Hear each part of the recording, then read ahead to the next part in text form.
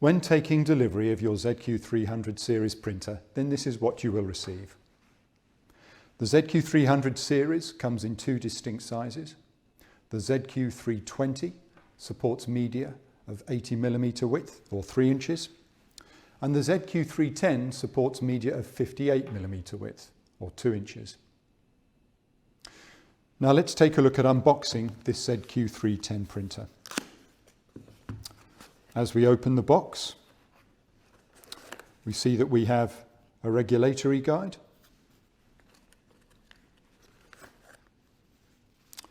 a safety guide,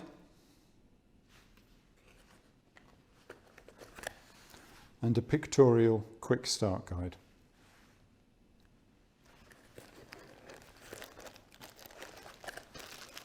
We have the printer wrapped up there.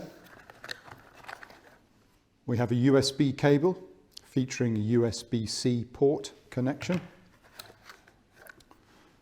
And we have the belt clip.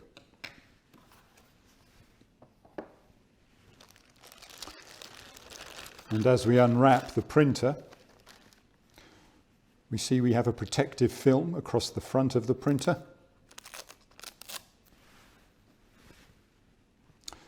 And we see we have the battery inserted. This also has a protective film. And note that the battery comes shipped in sleep mode. This is to extend the shelf life. For the battery to be used, a charge must first be applied to it, either with the use of an accessory such as a battery charging cradle, or else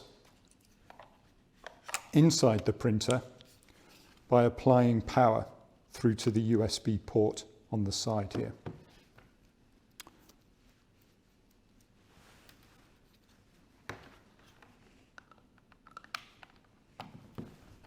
Like so. And we would charge that cable into an AC or a DC adapter or a power bank.